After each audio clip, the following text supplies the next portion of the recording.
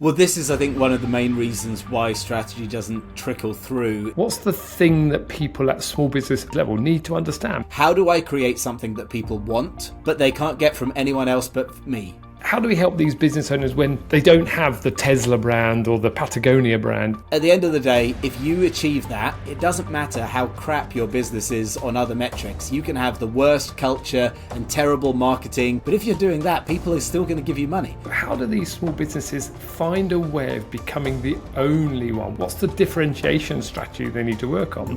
People think that they are opinionated. They believe what everybody else believes, but they just say it in like a louder voice. Because they might be a great architect, but it's how do you deliver that value to the marketplace? Most strategy departments are in reality research departments. Strategy is not the research. Strategy is the decision that arises from the research. So Alex, you say about corporate versus small business. I wonder, if I look at all of the bookshelves that I've got in front of me and look at the books on there, I've got lots of books on strategy ranging from In Search of Excellence to Jim Collins and Good to Great and Built to Last and Exploring Corporate Strategy. These are all the MBA books I picked up 20 plus years ago. And I wonder whether one of the issues is small businesses don't get this. And those people who do get it are in the academic world and they don't sit in that business space of making it happen. I wonder, what's your thought about the difference between corporate strategy, corporate business strategy, and small business strategy, these small, nimble businesses that we both love and learn from?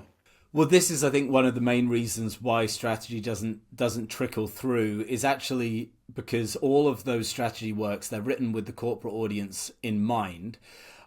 Which means that then they will be sort of using case studies and examples which I guess aren't really relatable to 99.9% of businesses out there. And it's actually completely unnecessary really to do it that way, because something I always say is that, the core principles of strategy are totally universal, whether you're a 12-year-old girl selling friendship bracelets out of your bedroom or you are like some sort of industrialist in charge of a pig iron concern in Latin America. It is always the same thing that you are doing. And so this is why in my book, basically the main thing I tried to do is I tried to write the book completely from first principles. So both of those hypothetical audiences would get the same amount out from it. But like I say, that is not the case with most of the good strategy information out there, because it is so grounded in case studies of the very, very biggest businesses. It stops people from relating to something which actually they should be able to relate to. And so I think this is one of the main hurdles for people to get over, to understand there isn't really a lot to strategy when all is said and done. It's just a handful of principles.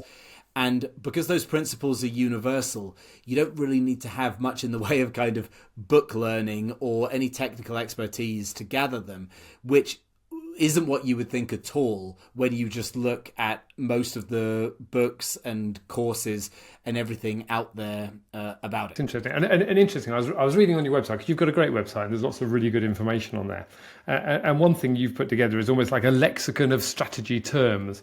And you talk about three simple things in there about, effectively pulling it together so people understand it. And you challenge some of the older views on how strategy, the Simon Sinek type of views around why, how, and what.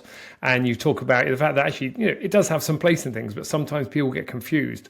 And it's this word strategy, which people don't really understand what it means. So I wonder, if you're a small business owner and you're talking to them, what's the thing that people at small business level need to understand? Because actually that's what we're trying to communicate to, because the big guys, they know how to do it, we assume. Well, I'm not sure that they do, but they have their own problems. But the thing, so actually, no, I would actually, in a sense, reframe your question, because I think that actually, what the small business and the big business, they both need to know, and they typically don't know, the first principle thing that you are trying to do with strategy, which is, if we think about what every single business has in common, like 100% of them, not 99%, 100%, what every single business has in common is that when all's said and done, it is a system designed to generate value sort of out of thin air and then exchange that value for other value, i.e. for money.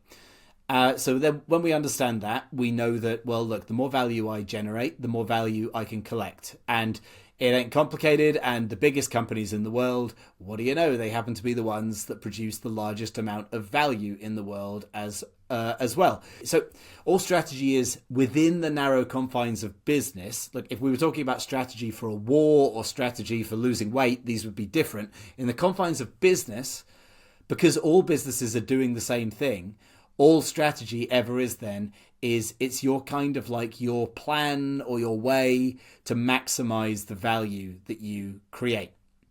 So that is the most raw thing that we can strip it back to. It's like, how am I going to create value? So what is my idea or mechanism for creating value?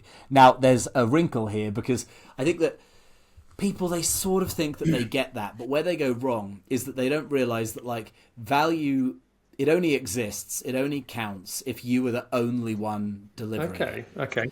So like some businesses, they more or less understand the basic principle of, hey, the more value I produce, the more value that I can collect. So that is already, not all businesses even think in those terms. But even when we got there, the first place that people are going to fall down is that they'll miss the fact that if you are producing a form of value that can be gotten from another company, that is actually essentially kind of zero value, because the market already has access to that thing. Yeah. So it's like, if I already have someone selling me oranges and then another company comes up selling oranges, I don't give a shit, because I've already got the oranges. Why do I need your orange?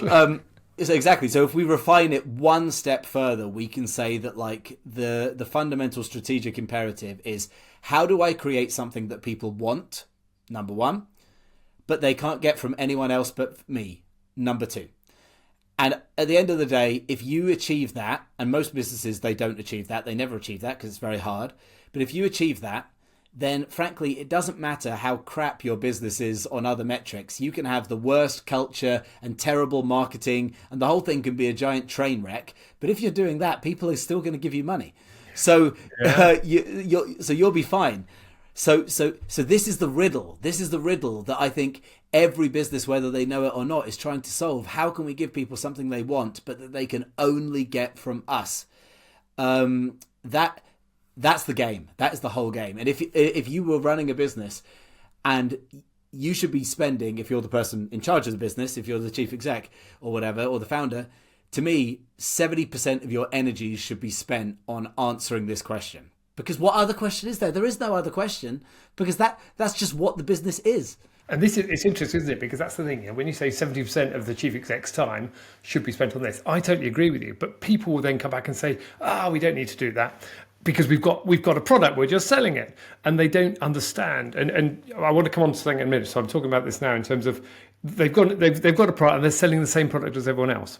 And one of the blogs you wrote, which is really key, you talk about the fact that some companies like Tesla or Amazon or Apple or Patagonia or Supreme, they've got this niche where people are in that and they buy it from them because they want to be wearing their Supreme gear, or they want to be buying into the Patagonia way of life, or they want to be thinking about what Musk can do and deliver the Tesla product.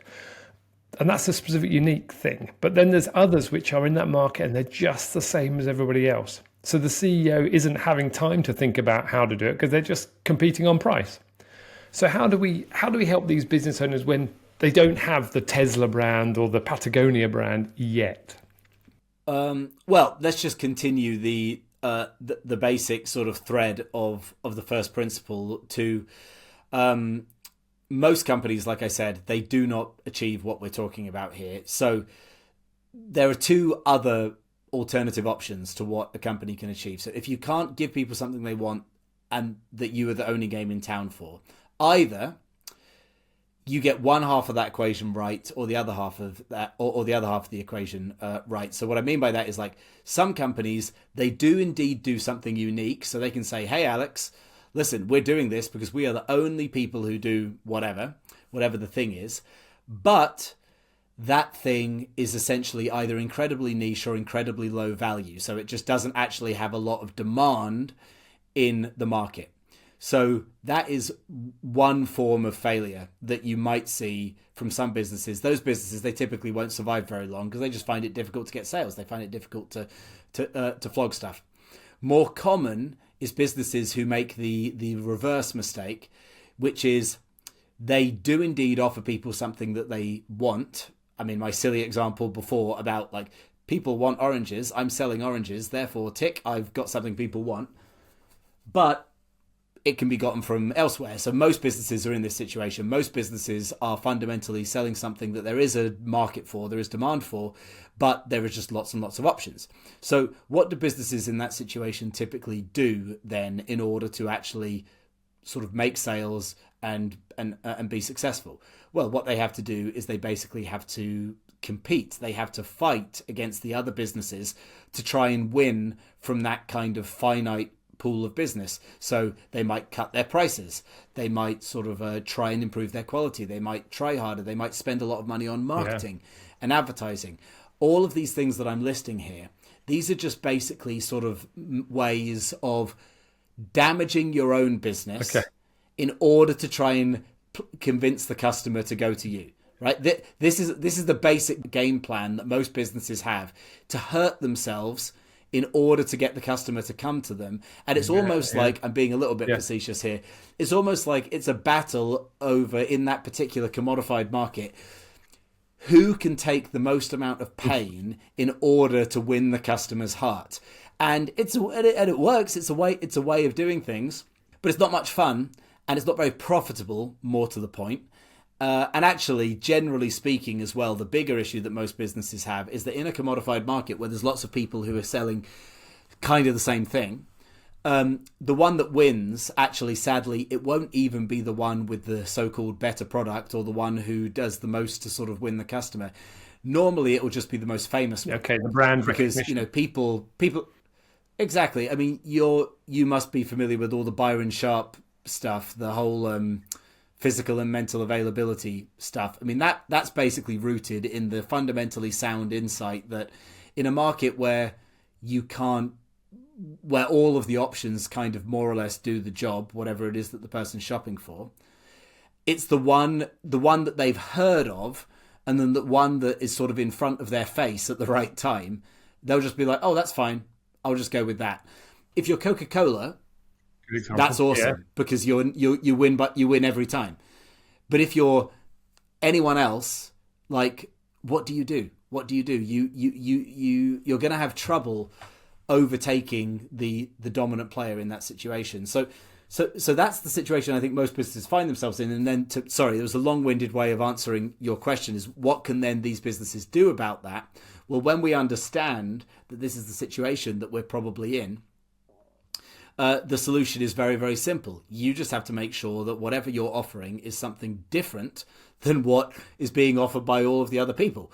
And so this is where you get the maxim, only is better than best. It is far more effective to be the only vendor for such and such than it is to be the best vendor for such and such. In fact, to be the best vendor for such and such is phenomenally weak and ineffective as a strategy. But if you're the only one, then you win by default. But then we have that problem, don't we? Then we have that problem of, what the hell can I be the only one about? Because it's very easy for me to say, oh yeah, just be different, just sell something no one else is selling. But when you actually start to think about it, damn, that is like a very hard question. Yeah. And it's interesting because when you think about that only, the only not best, because we all want to be the best, and there's the old adage, just you can't create a better mousetrap, because actually at the end of the day the mousetrap works. So when you say being the only one, that's the key. So how do businesses, if we think about the small businesses, there's more small businesses in the country, in the world than bigger businesses, we know that. So how do these small businesses find a way of becoming the only one? What's the differentiation strategy they need to work on? Because that's the answer they need to find. Yeah, so the first big consideration is that you need to start thinking about what you're going to do. This is a very controversial point that people hate me making, but I will continue to make it. Weirdly, one of the first things that you have to do is you have to stop being so customer-centric. You have to stop obsessing about the customer all the time. The customer is actually a secondary factor here. The primary factor is that you need to start thinking about your business in terms of the landscape of your industry. So like if you're an ad agency, let's say for sake of argument, you exist within the broader category of ad agencies, and of course there are adjacent categories, overlapping categories, but that's your landscape. And the first thing that you need to do is you need to think about, okay, well, how can we actually kind of find unique, fresh territory in this space? Where is there actually a gap here? So there are many, many ways that you can kind of arrive at that gap. Like one of the most basic ways is that if you're like a smaller business, you as a founder, you need to think about, what do I disagree with in this category? Okay. Like, what is something where I can say that, look, all advertising agencies think that creativity is really important, but you know what? I actually don't think it's important, right? Like, you see, I don't know where that thread is going, but you can see it's going somewhere, right? So you need to find this, like, what would be the kind of the opposite approach to something which to the sort of norms of the category that you're in. You could also look at it from the point of view of, you could look at your business as it is today, assuming it's not a new business, assuming it's a somewhat established business, and you could say, right, well, in what ways are we already different? Whether or not the differences that we have are good or bad, forget that for a moment. Just think, where are we already kind of an aberration to the norm in this category?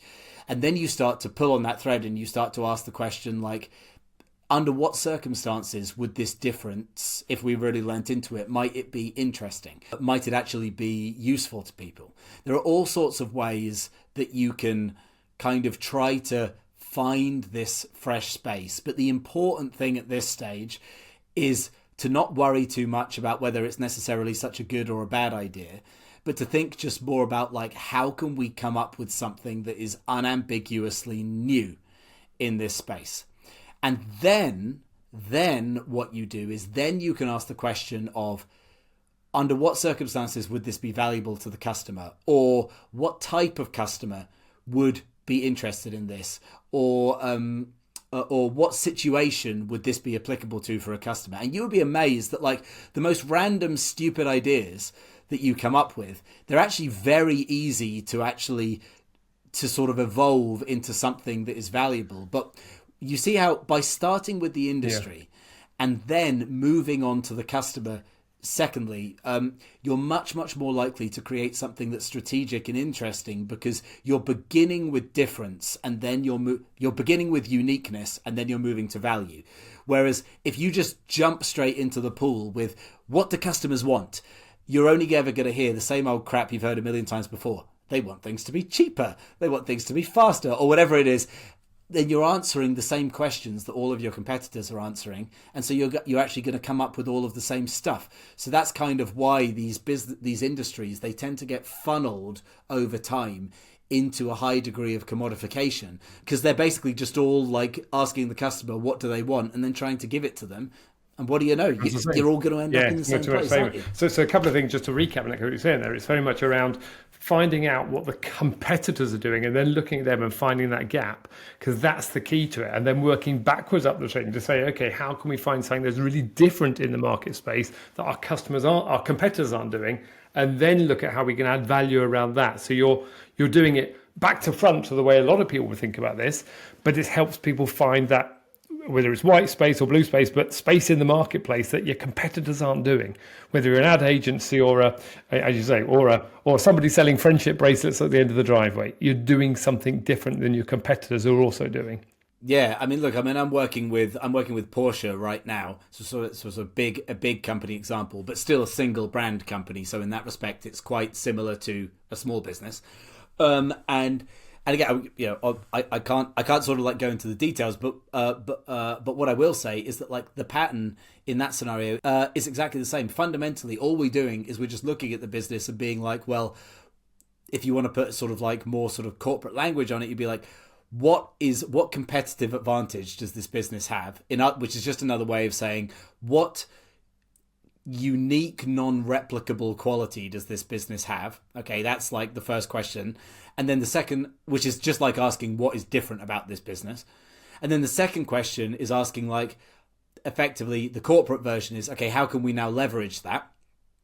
Or to put it in more plain in a more plain spoken way, how can we lean into that to create something that's new and exciting and cool that the market has never seen before and that we can own. And we can own it because we're pulling it out of our own inbuilt differences.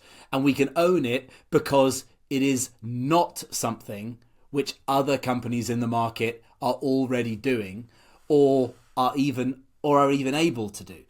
So that pattern that is like the universal sort of creative pattern, but it goes so against, I think it goes so against a lot of advice that we receive, number one, and it also goes so against a lot of sort of people's natural intuitions about how to do things that almost nobody is doing it. And it's these mythical founders, the Jeff Bezoses and Steve Jobses, etc. of this world.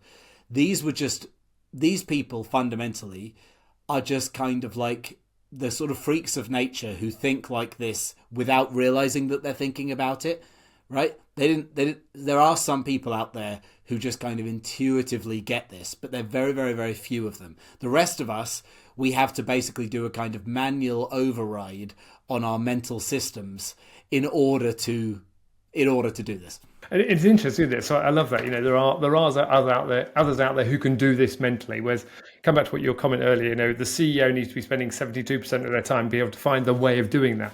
So Porsche's an interesting example. If you think about that, we all know the brand Porsche. Whether we watch films, we sit on the road, Porsche's out there. To me, as a layman, it's a difference. It's a car that's very different. It's not the Ferrari. It's not the Maserati. It's not the Lamborghini. It's not the Ford.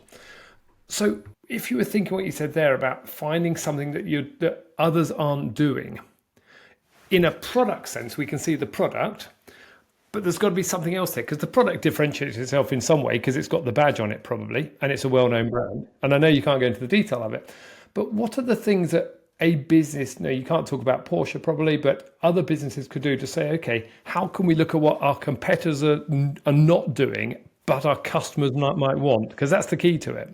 Yeah, so this is quite this is where it becomes quite tricky. I think this is a place where people really start to have sort of where they start to get confused because exactly as you say, we aren't just comparing sort of product to product, which would be very easy if you're talking about even just like okay, so here is car A, here is car B. Let's look at these two items and let's compare them. Like, of course, that's a very, very relevant kind of place to look.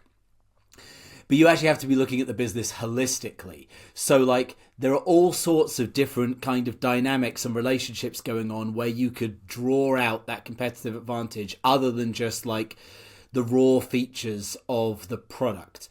And of course, like, we've got to bear in mind, you might not be a product business, you might be a service business. So the easiest and broadest way of doing it is to actually sort of begin in a sort of philosophical standpoint, more about like the norms of what's being offered in the category, and then just think about like, what would be the opposite of these? What would be what would be some sort of like contrarian takes on what happens in this category. So like a classic example of this, like, I don't know, Method, they became a very successful cleaning products brand because that category is all about basically how clean can things be made, and it's a very sort of aggressive performance driven category.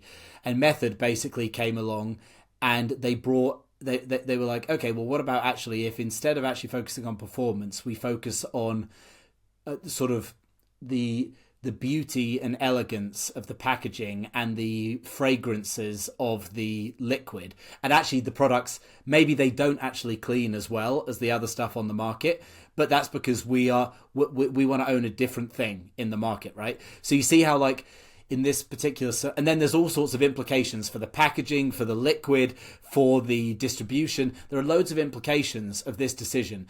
But do you see how it sort of begins at a broad, what is this company for, philosophical basis? So that is by far the easiest way of thinking about it, because when you're thinking in terms of like sort of philosophies and points of view on the category, these are kind of umbrellas that go over the whole business. So that's the easiest way of doing it. But what I should say is that, like, also if you're looking for inspiration, if you don't actually have a lot of people, to be honest, one of the main ways that they struggle is that they don't have a point of view. They have actually no opinions. People think that they are opinionated, but most people who think that they're opinionated, they actually just believe.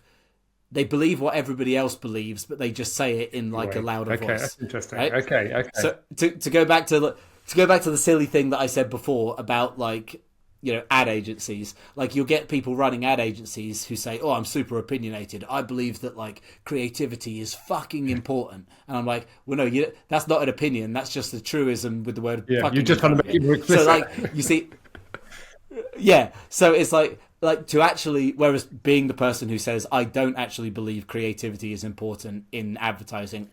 Okay, fine. Well, now that's an opinion. Yeah. People have it. So people have an issue that they don't actually have an opinion or any sort of philosophy or any different point of view. So then they struggle there. So then you can look more into the mechanics of your business to try and find inspiration. So there are a great many different kind of, or what I would say is that like, yes, you need to look at the product side of things, but you also need to look at things like the targeting, like the different types of people or markets where you versus your competitors' products play. You need to look at the distribution methods, the routes to market, like, is it the D2C versus like via retailers, etc., stuff like that. You need to look at sort of like adjacencies. So like, what are kind of like complementary products or sort of categories that are sort of to the side of you that you overlap with. You need to look at like positioning. Like what I'm just trying to say is that there are lots of different dynamics at play other than just comparing product A with product B, and all of these things are necessary. I'll give you one quick example from which was a real client case, which was with Eat Natural, the cereal bars, which you'll be familiar with, which is just kind of like a cereal bar in the UK. Now with that, if you're comparing like product to product with like Nature Valley or whoever the other ones were, we didn't learn a huge amount from that. What we actually learned a lot from is that we saw where the product was got traction was very different from where its competitors got traction. So Eat Natural, you would generally find it overperforming in sort of travel sector like petrol stations, vending machines, corner shops, and you would find it underperforming in grocery, supermarket, that kind of thing. So what could we infer from that? What we inferred from that, I mean, cutting to the chase, is that although this was nominally a healthy snack, it was actually the healthy snack that was favoured by very unhealthy people. So sort of like white van men and stuff like that. It was to be frank, it's like an unhealthy person's idea of what a healthy snack looks like, and you could see that reflected in the way that the product performs. And then there was something interesting in that the business could lean into. So like, all I'm trying to point out to you here is that like the main source of evidence that we had for this new opportunity was it came from observing the fact that it sold better in certain circumstances than its competitors, or rather it sold worse as well than its competitors in certain circumstances.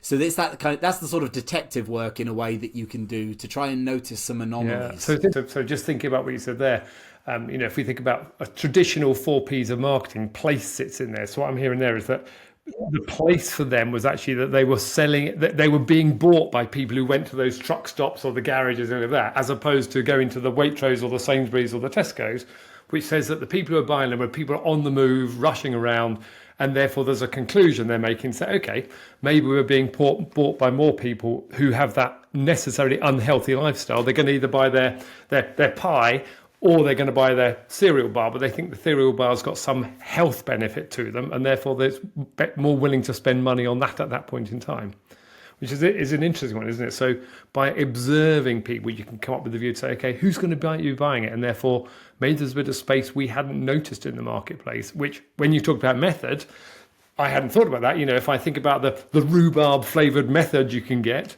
actually, does it clean any better? I don't know the answer, but it smells nice. I think it actually cleans worse because it's meant to be gentle, right? And obviously if a cleaning product's gentle, it's going to clean worse. But that's fine. Yeah, it doesn't do the 99.999% of germs that everyone else claims because they're bleach based relative to the healthy alternative. So No, and let me just quickly just put my put a finger on that, which is to say that, like, going back to what I was saying before about how better is a very ineffective strategy, I just really want to emphasize using that method thing as an example. Like, Method is not a better cleaning product brand than any other ones. In many ways, it is worse. But frankly, the notion in what we're describing of better and worse is a nonsense. What does it even mean? It doesn't mean anything at all. In no way, shape or form, in no way am I a better strategy consultant than other strategy consultants out there. Like, I think some of them are if you're looking for sort of like, it depends on what you're shopping for, doesn't it? I think some of them are much better than me on various metrics, but that's just not the game. It doesn't matter. And I think the other thing that comes out from that as well is you don't have to appeal to everybody, because Method doesn't appeal to everyone who wants a 99.99% clean work surface. Eat Natural doesn't appeal to everyone who wants a healthy snack. It doesn't matter. You've got to appeal to a big enough audience that you can sell and you can make your margins on, and you can grow your volume to the levels you need. You're not trying to do it to 100% of the market space. And I think a lot of business owners forget that. They try and be all things to all people, and therefore they miss out on the key bit of being something different. And you know, using a word such as now, you know, it's about difference between opinion and differentiation. If you're truly opinionated about your brand, you will say, Alex, I'm not the right person for you. You need to go and find a different strategy consultant because we don't do what you want. Simple as that. Yeah. Although actually, then there is. It's funny that you say that. I never thought about it this way, but like, clearly, being all things to all people is one massive error that people make. However, I also believe that being sort of one thing to one person, which would be the kind of the exact opposite end of the spectrum, is an equally big and more insidious error that you do see a lot, where like sometimes people listen to what we're talking about and they nod and they say, oh yes, that's very good, yes, that's very good, and then the way that they respond to it is by basically coming up with a very specific ICP, as they'll call it, and a very specific solution, which is very, very tailored to that ICP. And they think that they are doing the right thing because it's the opposite of all things to all people. That is equally bad, though, because in that scenario, like, essentially people just like, they just kind of narrow their target market to nothing. And they also reduce optionality. So like, basically, they're very narrow. So if that doesn't work, they're kind of dead.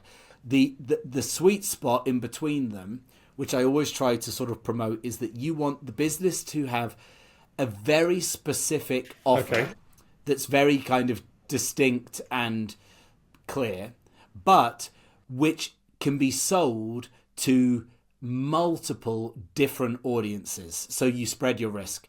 So to give using myself as an example of this, if I have the no bullshit strategy, fundamentally sort of unique offer in the middle of my business, you know, there's a version of this that I sell to corporates. There's a version of this that I sell to founder-led businesses. There's a version of this that I sell to professional strategists. Like, I can have one message, but then I can have a very broad set of customers. And the other example I always use for this, which is the same thing but at a different scale, is that like IKEA. We all know what IKEA does. IKEA does one very, very, very clear thing. But IKEA, if you're a student, there's an IKEA for you. If you IKEA is relevant to you. If you're a young family who've just bought their first house, IKEA is relevant to you. If you're an office, furnishing your office, IKEA is relevant to you. So like, what most people would do in that scenario is they would be like, right, I am just going to focus. I'm going to be the furniture company that is for like shared student flats or something. And aren't I being clever? No, you're not being clever. You're just making a business that can never scale. So you see how both errors are bad. You need to somehow combine hyper specificity of offer with maximal breadth of relevance. That is that's where it's exciting. I guess what I would take from that as well is I worked with an insurance company many years ago, and they were a big insurance company. But you would never have known the brand of them. But what they had was very specific target markets in their portfolio, that if you were a high-risk driver who had been disqualified before and needed insurance, you could buy insurance from them. And they marketed to you as one person. But they also could sell to John and Jenny, who were 65 years old, and they drove their Volvo 240 GL and were safe and secure.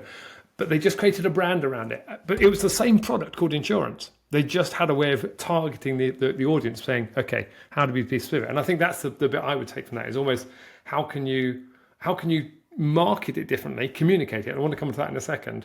You can have the same product, it's just got a different angle to the communication. So your ICP could be each one of those different things, but it's more in your marketing how you bring it out. And I wonder how that would fit as opposed to your strategy for delivering it. Because maybe there's a difference there as well. Just throwing that out there. So let's just come on to the end. You talk about strategy hierarchy and you talk about principles, and we skipped over it 20 minutes ago. You talk about here being, the value proposition is what you offer to the market.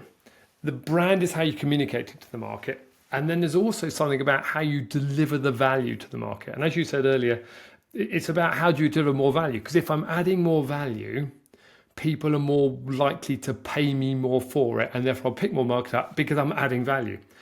So I want to just talk about this thing about getting the value delivered, the delivery piece, because that's the bit I think a lot of people fall over on, because they might be a great architect, or they might be a great, you talked about an ad agency, or they might be a good, randomly, a pet food supplier. But it's how do you deliver that value to the marketplace? So actually, when you were saying that, you mentioned like that you have these three pieces. You've got like how you communicate what you're doing, how you deliver what you're doing, and then you use the words, interestingly, value proposition. Now, this is very, very nitpicky, but like I never ever use the term value proposition because this is a term that is often used. This is a term that exists in business, and generally speaking, the term value proposition it's used in a sort of marketing context, or it's used in a comms context. And it tends to be this thing where that kind of like people will look at a business and they'll be like, you'll call in a marketing agency or something and they'll say, look at my business and tell me what my value proposition is. And then the agency will try and kind of like, from the mess that you've put in front of them, it will try and extract the closest thing that it can get to a value proposition. So like, now within sort of like business strategy, which is like this sort of one click up from sort of pure marketing, that value piece, which I would talk about that as being unique value. Now it is arguably the same thing, but the big difference, to answer your question, is that when you're doing business strategy, you need to have in scope not only the ability to change the comms of the business, which you should be able to do, but also to change what the business does and how the business operates. And this is where it becomes very different to like a sort of marketing exercise or the typical marketing exercise, because we will start off by first of all saying what is the value that this business uniquely exists to deliver and exchange in the market. Then, as you said, we need to ask the question of how can we do that? When we've decided on that value, how can we deliver it? And in order to do that, you are going to have to actually change the business operationally. It's not just about like having a new tagline or something like that, because when I come up with whatever this unique value I exist to sort of generate is, I actually have to follow through on that. I actually have to make sure that the market actually gets that. And if I've only just come up with this idea, it's quite likely that the way that the business is currently set up is not optimal for delivering it. So that's why you have this kind of delivery piece and this communication piece coming out of every strategy project. Every sort of marketing type person, they understand the whole marketing side of that equation, because it's very intuitive. But like, what turns it into business strategy, if we're sort of being a bit reductive about it, is that you actually change the operational side of the business and what the business does, because you change it and that's where you're actually building true differentiation, right? Because like the more and more you change it, the more and more different that you get to competitors. So to give you a sort of basic example of this, so classic strategy case study is obviously Southwest Airlines when they invented the low-cost airlines category. Now, we could say that the value proposition here, or whatever, the idea is very, very simple. It's like sort of cheap flights, right? So like that much is clear. However, like, if they've been like, right, we're just going to start marketing all about cheap flights, like, well, that wouldn't be much good if the flights weren't actually very, very cheap, would it? So they had to think operationally, how do we have to change the business in order to like dramatically reduce the cost of flights? And long story short, the way that they did that was by removing business class and every single element of the airline mechanics that are to do with business travelers, and then that enabled them to meaningfully drop the price. But you see, without that delivery side, without like actually without that sort of operational innovation, there was no new value being created. It would all just be hot air. It would all just be like talking a big game. And of course, so many businesses out there, their idea of strategy, because it's kind of like bracketed into pure kind of Marcom space, their idea of strategy is simply to try and create a kind of false sense of differentiation when no true differentiation exists. And in fairness, you know, you can create the perception of differentiation through very, very good marketing, branding, etc. But generally speaking, it will only be skin deep. If you actually want to build true differentiation, you have to essentially work on the level of the business model and really kind of tear things up. So yeah, that's then the holistic strategic job when you're doing those two things at the same time. So interesting, actually. You said about Marcoms, and I think it's really interesting, isn't it?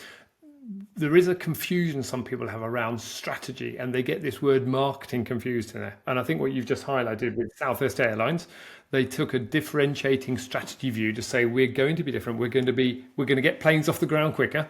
We're going to have more planes in the sky at any one time, and therefore we have to change our strategy by removing certain classes of travel. And therefore they realigned their business around all being 737s. That was their principle to doing that. Yeah. But if you then took some businesses where they, putting Southwest aside, they think strategy is about marketing, and it's about that differentiation, because you know one of the things you talk about in the strategy hierarchy is it's about how you communicate the brand. And people then think, okay, strategy is just about marketing, it's about perception. But actually what you've just said there, it's about this delivery piece. So my question is, you mentioned earlier, the CEO should be spending 72% of the time, or whatever the number is. The CEO should be involved in strategy. Is that true for the small businesses? And is that true for the corporate business? Do you expect the CEO of Rolls-Royce, for instance, to be involved in the strategy of the business, or is that done by the strategy team? I mean, speaking very generally, I think that like I sort of see strategy as being the sole responsibility of the CEO in the way that everything else can and should be delegated. But given that strategy is just essentially, when all said and done, strategy is just deciding, hey, what should this business do? In my mind, it's the CEO is the person who basically decides what the business should do. It is the ultimate decision maker, quite literally. Now, so, and certainly in a small business, that is like doubly, triply true.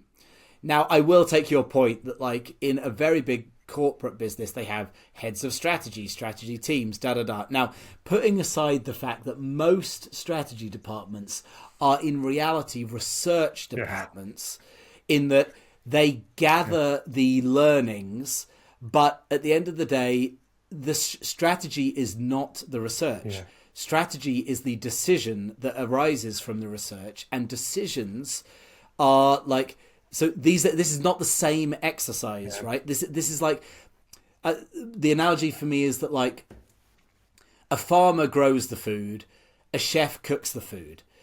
These are different skills. These are different industries. Like, you do not want your farmer cooking your meal. Yeah.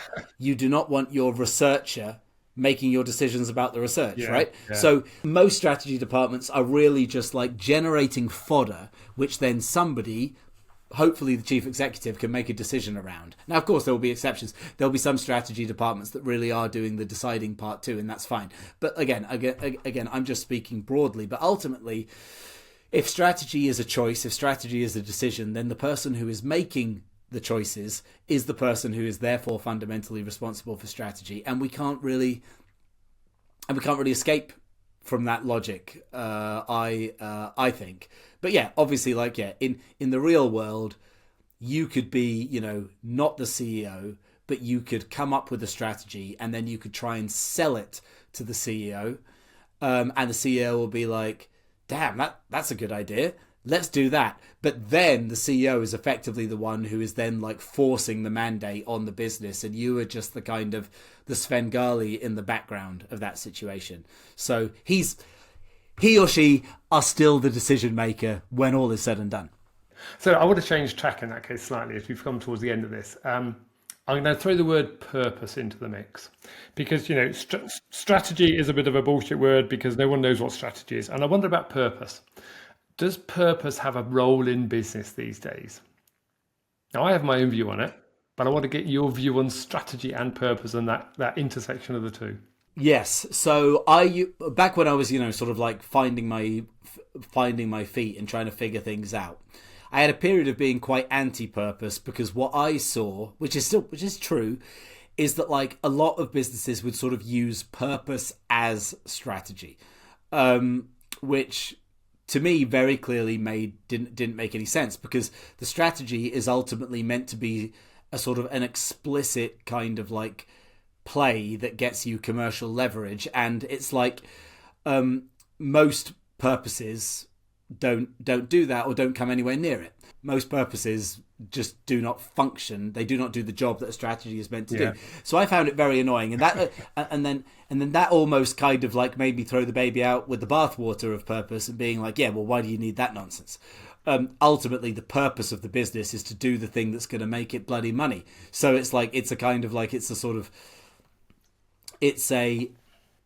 actually in a sense almost a perversion of what the business is doing. However, I have now kind of like finally sort of like got my head around it and resolved that actually no, the purpose is extremely important, but it is like it's something that is different from the strategy, but very much very much connected to it. So the way that I see it is that when a business has decided what they're doing and what their strategy is and what value they're putting out there to the market, they have to actually communicate that in two ways. The first way is they have to communicate it to the customer in a way that the customer is going to want to buy it. So obviously that's like just sales and marketing and all that stuff, and the brand messaging. Everybody understands that. That's pretty obvious. But they also need to communicate what they're doing to people who aren't customers, namely the team, the partners, the investors, These people are not customers. They do not care about what the customers care about. They care about being involved in a business that is like doing something sort of exciting and really moving the needle, etc., etc. And that is where the purpose comes in, because like what you can do is you can use the purpose as essentially a tool to align everyone around the strategy. So the way that I do that is that I sort of look, I kind of think like, right, so what exactly is the value that this business is trying to create? So let's just do an imaginary one off the top of my head, because let's just go back to the Southwest Airlines one and be like, okay, the strategy is all built around making air travel low cost. Fine. Now, that is not a purpose. That's just like the way that they're going to try and like earn money. But then you can generate a purpose out of that by basically saying, right, fast forward 10, 20 years into the future, if we were to be maximally successful at this, and this succeeded beyond our wildest dreams, what would be the big picture macro effect of our success around this strategy? So in the case of that particular example, Southwest Airlines, I don't know what they did say, maybe they said nothing, but they could have said something like, well, by making air traffic cheaper, we're obviously going to make it much more accessible to a lot more people. By doing this, we're going to make the world a much smaller place, and we are going to bring people together, or something like that, right? So they could then have a purpose that is all about, like we are going to like bond the people of the world by bringing them all closer to. You see where I'm going with this, right? So like.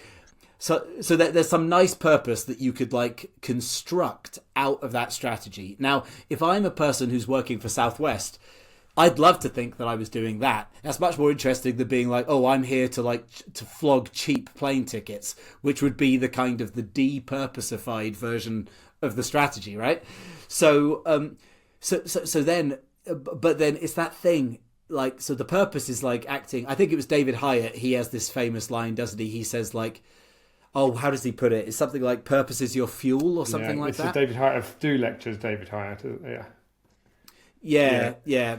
I think it's something along the lines of purpose is your fuel, and I quite like that in that it sort of powers the energy of the business.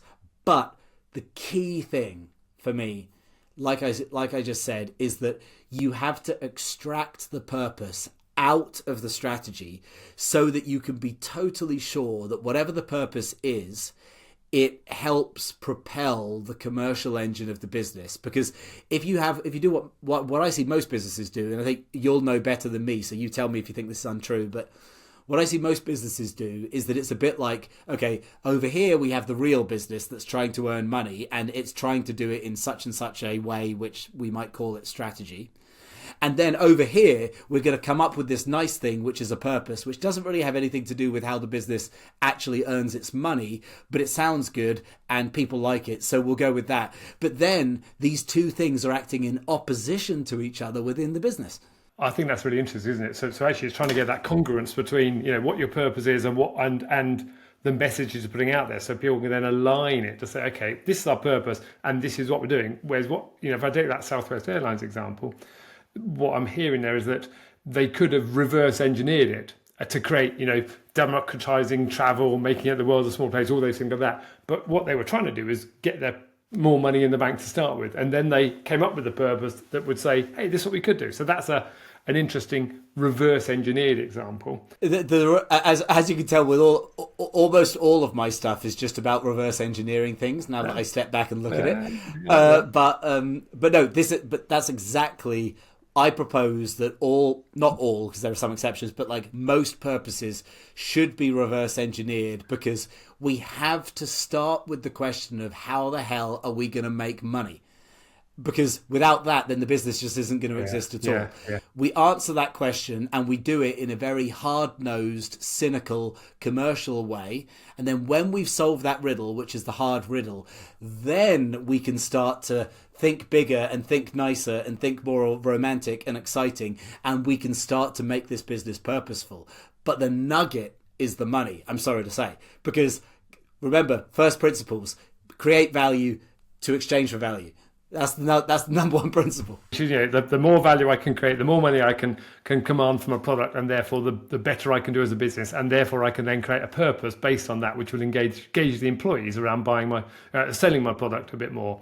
I love this conversation, Alex. We could go on for a long time because it's something that's close to my heart.